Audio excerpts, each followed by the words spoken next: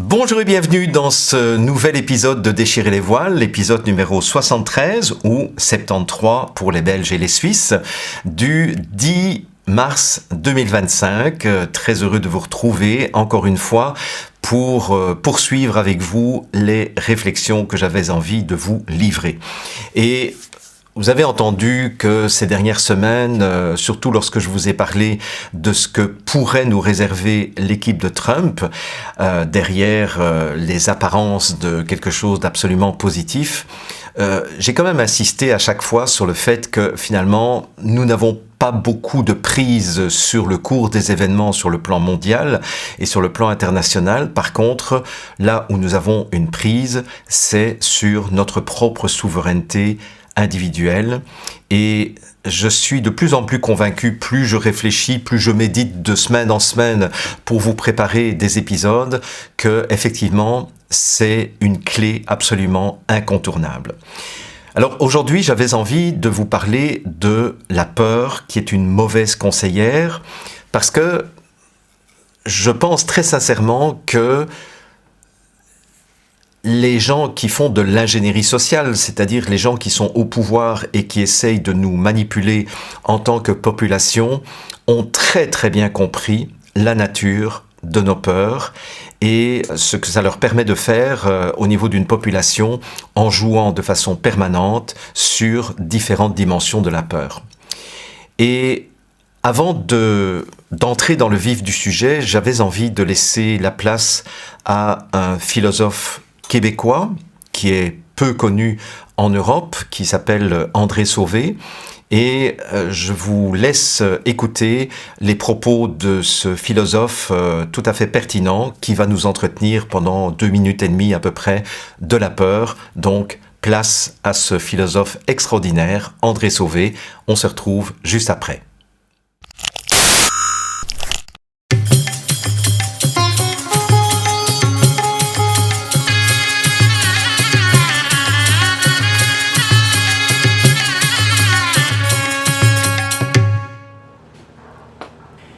Hello, good everyone. Today I'm going to talk to you about the fear. What is the fear? Being afraid. What is that to be afraid? Because I have noticed that people are so scary. So scary people are. They are scary of aging, scary of missing money, scary of dying, scary of this, scary of that. And most of all, they are scary of fear itself. They are afraid to be afraid. They fear fear. They want to get rid of fear. Oh no, madness, wrong direction. The problem is not the fear itself. The problem is that you are not curious enough. Because when you're afraid, you instantly run away. You don't even know what you are afraid of. How can you acknowledge something if you run away? If you want to come out of something, you first have to get in. Very basic to understand. You cannot come out of a room if you not get first in the room. Very basic. The way out is the way in. So for the room, so for the fear. Same. Jump in it. Try to acknowledge the fear. Maybe you're afraid of the most exciting things in your life. So when you're afraid, your body is starting shaking like this. Jump in it. Oh, look at it, my body. What is so happening to me inside of me? You will discover there is a big party inside. Big amount of energy is moving inside of you. I am moving without my will. I am not the boss here anymore. Sometime you pay to go to the roller coaster to get this feeling, and now this feeling is inside of you. Being scary can become a thrill. This very next time you're afraid, don't run away. Just be curious of it. Oh, I'm telling you, my friend, the greatest fear of all is not the fear of dying, but of living. So next time you're afraid, just celebrate. I'm alive, I'm shaking. Look at it, my body. You can make even dance out of it. Oh, I am afraid, I'm alive. Thank you very much, come again. I'm afraid, I'm alive, I'm afraid, I'm alive, I'm afraid.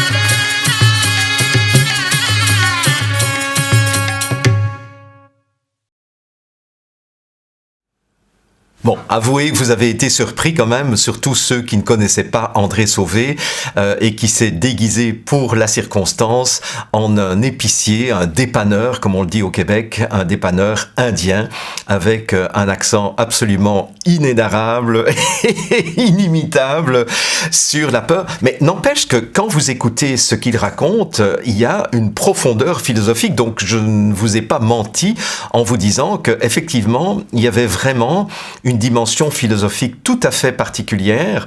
Quand il dit lorsque vous avez peur, votre réflexe c'est de fuir la peur, alors qu'en réalité ce que nous devrions faire c'est regarder cette peur en face. Bon, je le dis évidemment de façon non humoristique, mais c'est tout à fait vrai. Il dit vous ne pouvez pas savoir ce qui se trouve à l'intérieur d'une pièce si vous n'êtes pas d'abord rentré dans la pièce. Very basic, comme il a dit. Vraiment, si j'avais envie de vous parler de la peur aujourd'hui, c'est probablement parce que mon actualité de cette période, c'est que je suis en train de finaliser la préparation de l'ouverture des inscriptions de l'Académie des relations authentiques. Ça fait quand même quelques semaines que je vous en parle. Ça fait quelques semaines que j'ai réalisé et que j'ai produit, maintenant j'en suis à 4 vidéos consacrées aux dimensions inconscientes des relations interpersonnelles.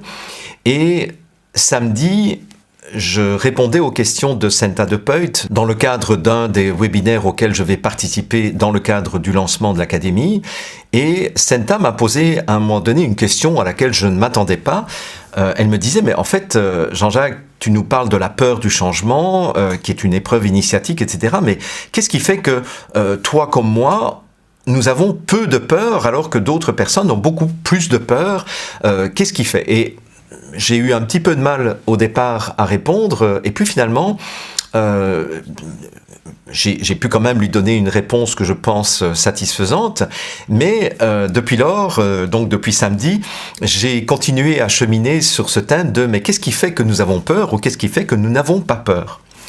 Et c'est là où vraiment je voudrais vous inviter à visionner les 4 vidéos de formation gratuites que j'ai préparées à l'intention de toutes les personnes qui sont intéressées par ce sujet, parce que, comme le dit Monsieur Ramesh, incarné par Monsieur André Sauvé, c'est que finalement, tant que nous n'avons pas regardé en face en quoi consistent les peurs qui verrouillent notre vie finalement et qui nous paralysent, eh bien, nous ne pourrons pas nous libérer de ces peurs.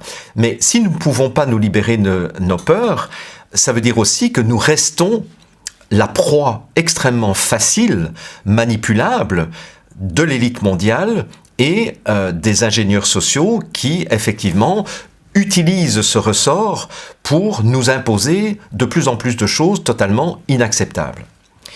Et je reviens à la question de Senta de Peut qui disait « Mais finalement, qu'est-ce qui fait que nous n'avons pas peur ?» Et la première réponse qui m'était venue en tête et que je n'ai même pas explicitée, c'est « c'est parce qu'on n'a rien à perdre ». En fait, moi, Jean-Jacques Crèvecoeur, c'est pas vrai que je n'ai rien à perdre. C'est pas vrai que Senta n'a rien à perdre. C'est-à-dire, ceux qui n'ont pas peur, c'est pas vrai qu'ils n'ont rien à perdre. Ils ont beaucoup à perdre. Enfin, comme n'importe qui d'autre, nous avons je dirais le pire, c'est que nous pourrions perdre la vie. Peut-être que le pire encore du pire, ce serait perdre son âme, effectivement, mais ça peut être perdre nos moyens de subsistance matérielle, ça pourrait être perdre nos relations, ça peut être perdre notre réputation, etc. Donc en fait, nous avons beaucoup de choses à perdre en tant que lanceur d'alerte, en tant que gardien de l'humanité.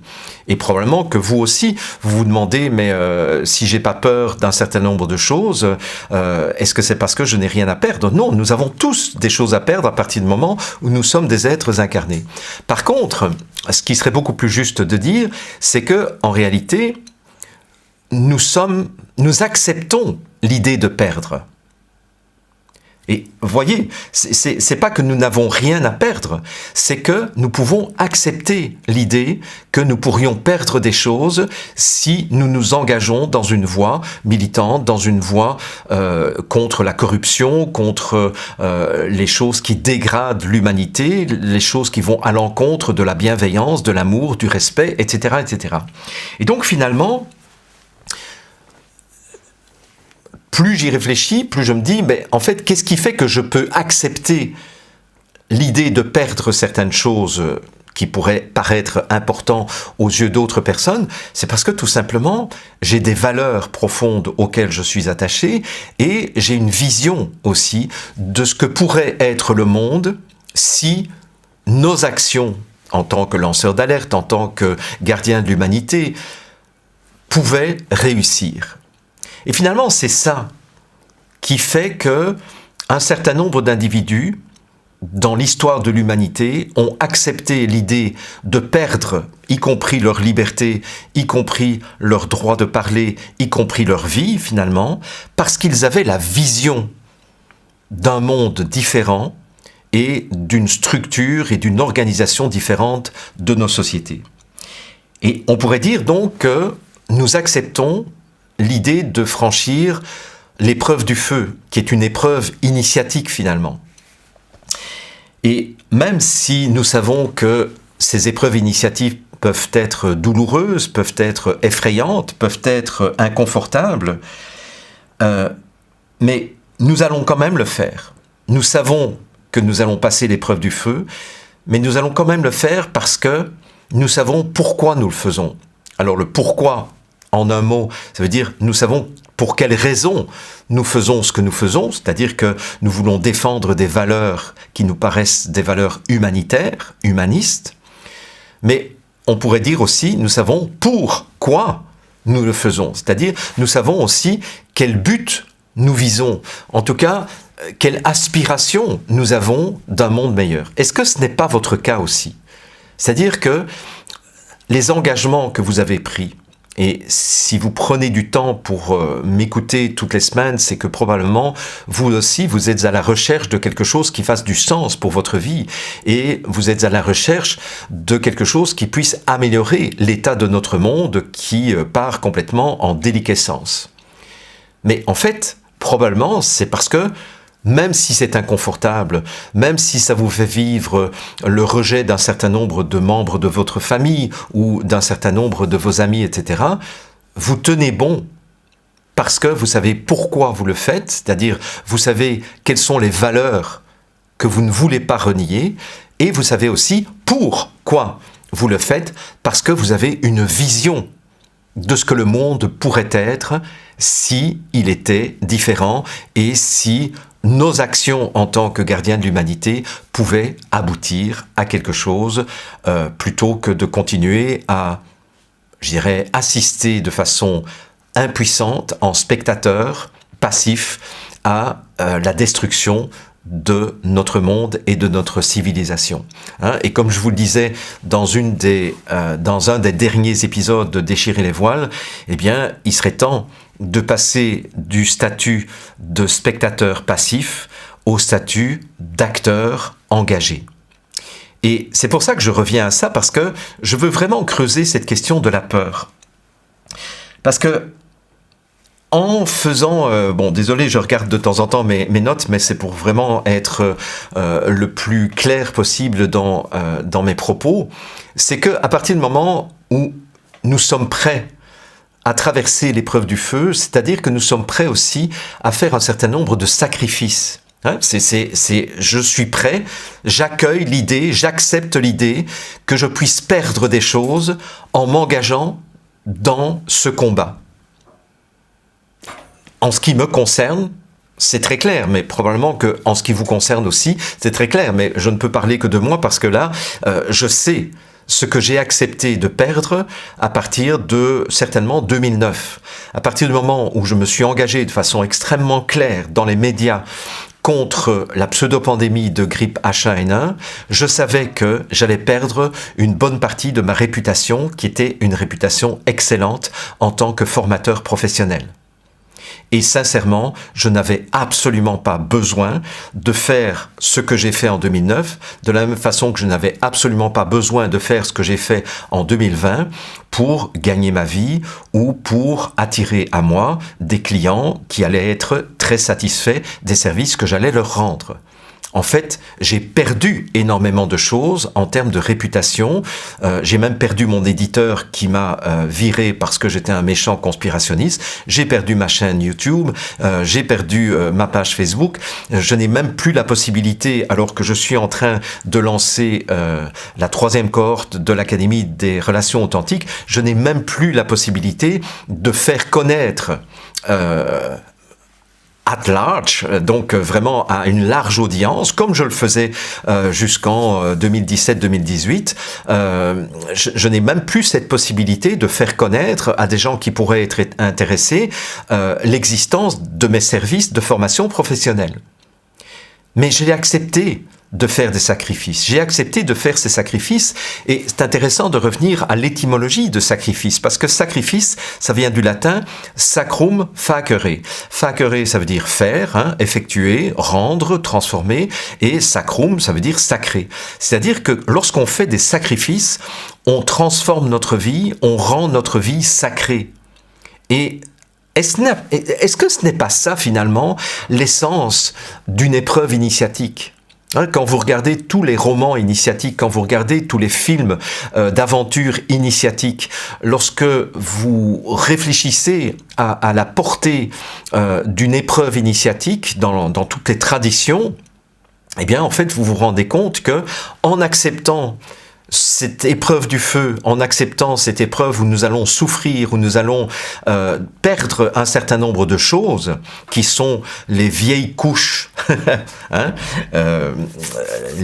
déchirer les voiles, déchirer les couches, ce sont les vieilles couches de nos personnalités que nous sommes en train de perdre pour être un homme ou une femme nouveau ou nouvelle.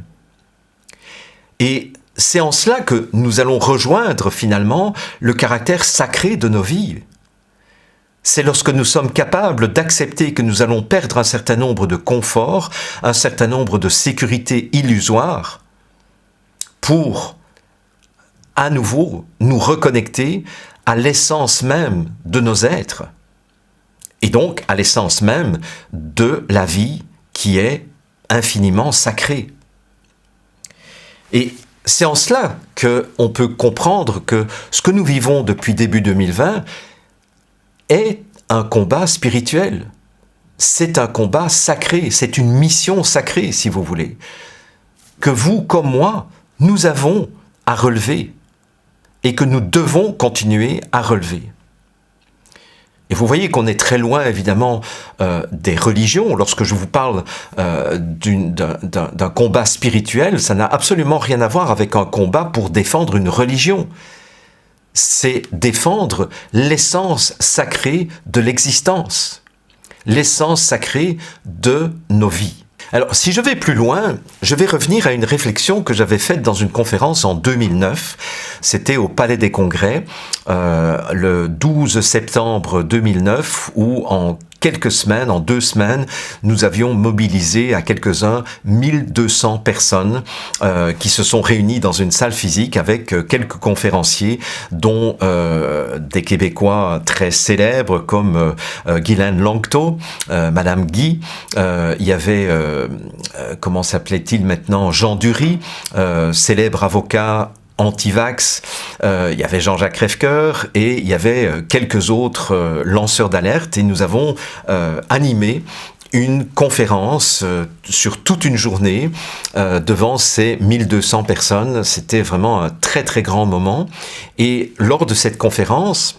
qui est encore visible d'ailleurs sur Internet, si vous cherchez Jean-Jacques Crèvecoeur, H1N1, conférence, je ne sais plus comment ça s'appelle, mais je vais essayer de vous retrouver le lien.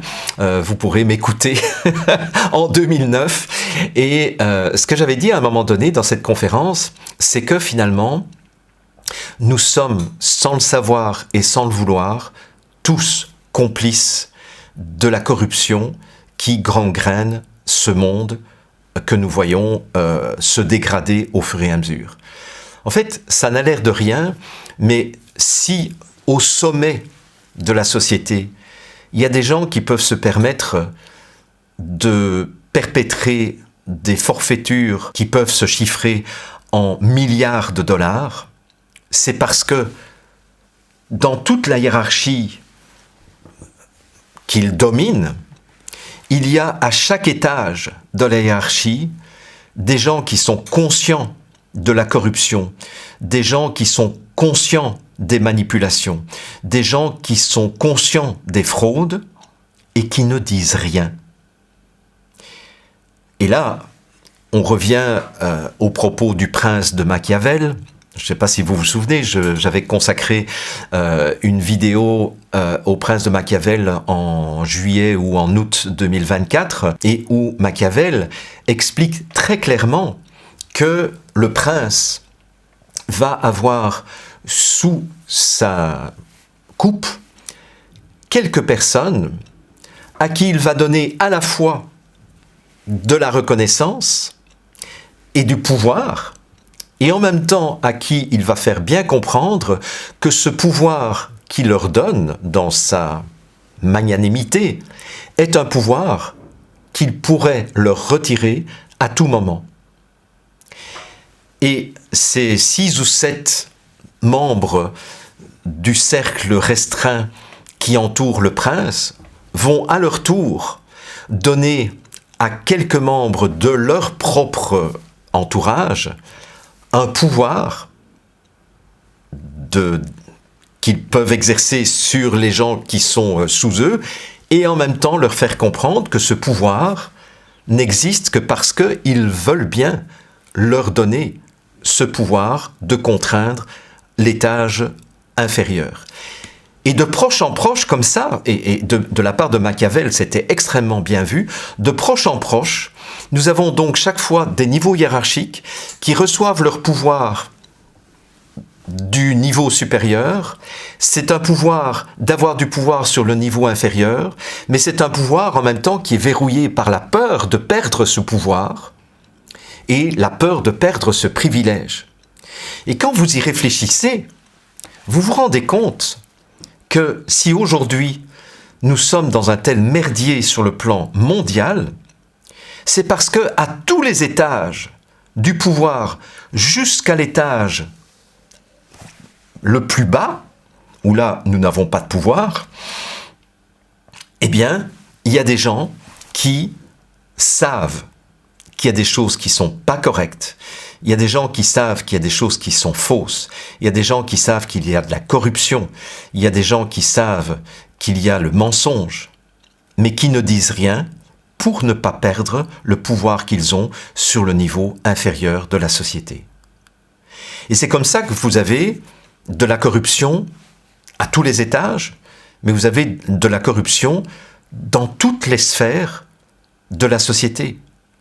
Vous avez de la corruption et de la fraude et du mensonge au niveau scientifique, au niveau politique, au niveau médiatique, au niveau religieux, au niveau juridique, au niveau sexuel, au niveau pédocriminel, au niveau culturel, et on peut continuer comme ça la liste très longtemps.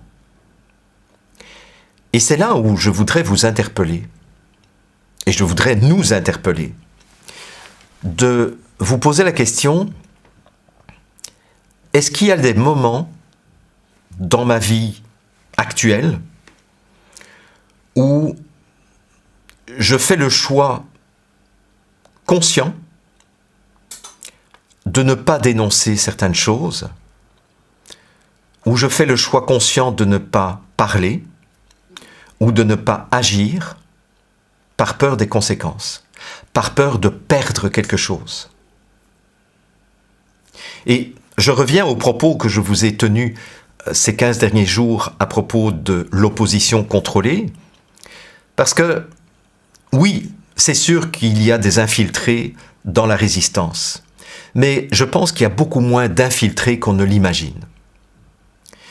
En fait, ce qui se passe, c'est que ce qui a infiltré la résistance, et je vous invite vraiment à y réfléchir, c'est pour beaucoup de mes collègues résistants la peur de perdre quelque chose, la peur de perdre une audience, la peur de perdre la possibilité d'être invité dans un certain nombre de médias alternatifs, la peur de ne plus pouvoir inviter certaines personnes prestigieuses, la peur de ne plus recevoir une contribution de la part de son public, puisque si on perd sa chaîne YouTube ou si on perd sa page Facebook, eh bien certains de mes collègues résistants n'auraient plus beaucoup de moyens de subsistance.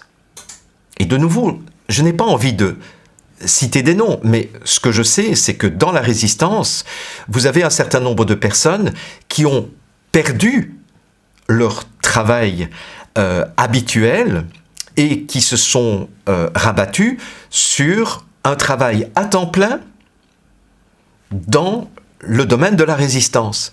Mais eux, ils ne peuvent continuer leur travail que s'ils ont une audience suffisamment grande pour que parmi toute cette audience, il y ait quelques personnes qui fassent des contributions mensuelles à travers leur compte Tipeee, leur compte PayPal, etc., etc. Et de nouveau, je ne suis pas en train de critiquer, mais vous voyez que même à ce niveau-là, en n'osant pas dénoncer certaines choses, comme par exemple la présence de l'oxyde de graphène ou le fait que les injections qui ont été déguisées en vaccins étaient des armes de biodestruction massive et des armes qui visaient à stériliser une bonne partie de la population jeune, il y a des gens qui n'osent pas dire cela dans la résistance. Alors, est-ce que ça veut dire qu'ils sont de l'opposition contrôlée? Alors oui, on pourrait dire c'est de l'opposition qui est contrôlée par leur propre peur. On n'a pas besoin d'un agent des services secrets extérieurs pour infiltrer la résistance. Il suffit de, de compter sur les peurs naturelles que la plupart des êtres humains ont pour laisser faire le travail de la peur. Et je pense que quelqu'un comme Didier Raoult, quelqu'un comme Christian Perron, quelqu'un comme Alexandra Henrion-Côte, quelqu'un comme Idriss Aberkan, quelqu'un comme Jean-Dominique Michel, quelqu'un comme Alexis Cossette-Trudel et plein d'autres, ont tous cette peur de perdre leurs moyens de subsistance, tout simplement. Et donc, il y a des limites qu'ils ne veulent pas dépasser. Alors, est-ce qu'il y a des limites que moi, je ne suis pas prêt à dépasser? Oui, il y a des limites que je ne suis pas prêt à dépasser non plus. Il y a des choses que je ne dis pas parce que ça m'emmènerait dans des poursuites juridiques absolument impossibles à gagner. Et donc, moi aussi, je ne vais pas développer ce genre de propos. Parce que je sais qu'il y a des lois qui sont passées et qui condamnent à la prison ce genre de propos. Donc, malheureusement, moi aussi j'ai des limites. Mes limites sont peut-être beaucoup plus loin que pour d'autres personnes, mais elles sont là aussi. Mais c'est là où je reviens à la question que je vous pose. C'est comment chacun et chacune d'entre nous sommes-nous complices d'un système dont nous sommes témoins, ceux et celles parmi vous qui sont encore dans la vie professionnelle, je suis certain que vous avez déjà été témoins de choses qui n'étaient pas correctes du tout. Mais par peur de perdre votre boulot, ce que je comprends, parce que vous avez une hypothèque à rembourser, parce que vous avez une famille à nourrir, etc., eh bien, vous avez fermé vos gueules. Et c'est comme ça que ça se passe dans tous les milieux. Vous voyez, je ne peux pas croire que lorsqu'il y a une réunion de pédocriminels avec des sacrifices d'enfants, le petit personnel qui s'occupe du nettoyage, qui s'occupe de l'intendance, qui s'occupe éventuellement de nourrir les participants à ces rituels criminels, ces rituels où on sacrifie, où on torture des enfants, etc., je ne peux pas croire que ces gens-là ne sont pas témoins de ce qui se passe dans ce genre de rendez-vous. Le petit personnel des châteaux, le petit personnel des hôtels, le petit personnel, ce qu'on appelle le petit personnel des salles ou des salles ou des endroits où se situent des choses tout à fait criminelles, il est conscient. Pendant des années, énormément de personnes étaient au courant du fait que Mitterrand avait une fille cachée qui s'appelait, et qui s'appelle toujours d'ailleurs, Mazarine. Les femmes de chambre sont au courant. Et je serais curieux de connaître l'une ou l'autre personne qui est dans l'entourage proche du couple Macron pour avoir des confirmations de quel est le genre réel de Brigitte Macron. Ce serait intéressant d'avoir le témoignage des femmes de chambre de Brigitte Macron. Ce serait intéressant d'avoir le témoignage des gens qui habillent et qui font les essayages de vêtements et les réajustements de vêtements pour Brigitte Macron. Ce serait vraiment très intéressant. Et ces gens, ils savent. Mais personne ne parle. C'est ce qu'on appelle l'omerta à tous les étages. Et tant que nous serons tous et toutes verrouillés par la peur de parler, lorsque nous serons tous et toutes coincés dans ce dilemme qui est de dire est-ce que j'accepte de perdre ou est-ce que la vision que j'ai et les valeurs que j'ai sont plus fortes que ce que j'accepte de perdre, eh bien, nous continuerons à assister collectivement à la déliquescence et à la destruction de notre humanité et de nos sociétés. C'est aussi simple que ça. Alors c'est là que je reviens aux vidéos gratuites de formation que j'ai préparées dans le cadre du lancement de l'Académie des relations authentiques. Parce que je traite dans ces vidéos gratuites des dimensions inconscientes, justement, des relations interpersonnelles. Et je fais une démonstration sur 4 vidéos d'1 heure qui aboutit finalement à la conclusion que tout est verrouillé par nos peurs. Mais ce que j'ai envie de rajouter par rapport à ça, et vraiment je vous encourage à écouter et éventuellement à télécharger les 4 vidéos que j'ai mises à votre intention, à votre disposition, parce que ces vidéos vont disparaître le 23 mars. C'est-à-dire que le 23 mars, le lancement de l'Académie sera terminé et vous n'aurez plus l'occasion de voir ces vidéos gratuites pendant 1 an et demi, et puis je les remettrai en ligne dans peut-être 1 an et demi ou 2 ans, lorsque je ferai l'ouverture des inscriptions de la 4e cohorte de l'Académie. Mais j'ai donné la possibilité à tout le monde de télécharger les vidéos de formation que j'ai préparées à votre intention. Donc, vous avez ici, sous moi et sous la vidéo, le lien pour pouvoir accéder à ces vidéos gratuites et pour aller les télécharger si vous n'avez pas le temps de les regarder. Mais sincèrement, je vous encourage honnêtement à écouter ces 4 vidéos parce que je suis extrêmement fier du travail que j'ai fait depuis début février, depuis la fin de ma maladie où j'ai retrouvé toute mon énergie. Et je dirais que cette épreuve du feu par laquelle je suis passé pendant 5 semaines, où on essayait d'attenter à ma vie à travers des attaques énergétiques extrêmement violentes, c'est un peu comme si cette épreuve du feu m'avait fait grandir encore intérieurement et m'avait apporté un supplément d'âme, mais aussi un supplément de maturité et un supplément de profondeur. Parce que, en fait, ce que j'ai découvert en préparant ces 4 vidéos, je n'en avais jamais eu conscience, alors que ça fait 42 ans que je travaille sur les phénomènes relationnels, les phénomènes de pouvoir, de manipulation, etc. Et c'est pour ça que je vous dis, en toute sincérité, en toute authenticité, je ne suis pas en train de me vanter là, mais ce sont des vidéos exceptionnelles en termes de compréhension de ce que sont nos mécanismes inconscients qui nous maintiennent dans la peur.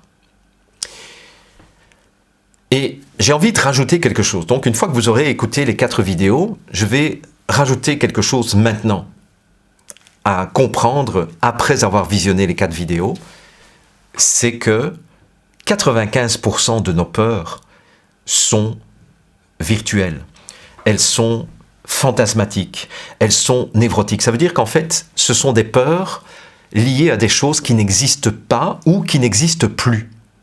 C'est-à-dire qu'à un moment donné, on a eu peur parce qu'on a vécu une expérience plus ou moins traumatique, mais depuis lors, la vie a changé, la vie a évolué.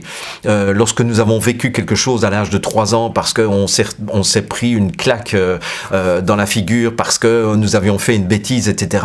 Attendez, on a 50 ans là maintenant et on a encore peur de la claque qu'on a reçue du papa ou de la maman à l'âge de 3 ans. Donc en fait, 95% de nos peurs sont inconscientes, fantasmatiques, et névrotiques, et n'ont plus rien à voir avec des dangers réels. Et ça, ce sont des travaux en psychologie qui ont démontré que finalement, de toutes les peurs que nous avons, il n'y a que 5% de peurs qui sont des peurs liées à des événements ou des éléments réels. Par exemple, si je marche dans la gouttière de ma maison pour déneiger mon toit ou pour enlever les feuilles qui se trouvent dans la gouttière, etc. Et si je me trouve au 3e étage de ma maison, eh bien, la peur de tomber, là, c'est une peur réelle. Parce que si je tombe, effectivement, je vais me faire très mal et peut-être je peux me tuer. Donc, effectivement, ça, c'est une peur réelle. Mais ça ne représente que 5% de notre vie de peur. Tout le reste, c'est virtuel, c'est irréel. Et c'est là où le visionnage des 4 vidéos que je vous recommande de regarder, maintenant ou un peu plus tard, va vous affranchir d'un certain nombre de peurs à partir du moment où vous serez capable de les regarder en face et de comprendre leur véritable nature. Et c'est un véritable affranchissement. Alors je vous rappelle que s'affranchir d'une peur, c'est un terme qui, à l'origine, désignait les esclaves qui, à un moment donné, recevaient, dans la Rome antique, recevaient le privilège d'être affranchis, c'est-à-dire d'être libérés de leurs conditions d'esclaves pour devenir des hommes libres. Et finalement, à partir du moment où nous serons de plus en plus affranchis de toutes ces peurs fantasmatiques, c'est là où nous allons commencer à pouvoir accepter de perdre un certain nombre de choses, parce que nous comprenons que ces choses sont loin d'être essentielles.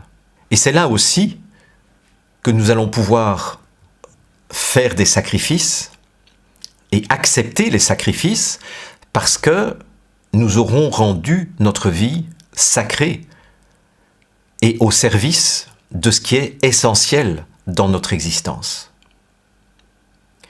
Et à partir du moment où je sais ce qui est essentiel, alors en ce qui me concerne, ce qui est essentiel, c'est ne pas perdre mon âme et surtout ne pas perdre ma connexion à ma supraconscience spirituelle. Et cette connexion, et c'est cette connexion à ma supraconscience spirituelle qui est la fondation de ma souveraineté.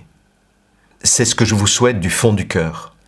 C'est de retrouver, vous aussi, cette connexion à ce qui est le plus sacré, à ce qui est le plus essentiel dans votre existence, pour pouvoir trouver et donner une fondation à votre souveraineté. Et à partir de là, nous serons tous et toutes des êtres libres que plus rien ne pourra effrayer. Bonne semaine, à la semaine prochaine.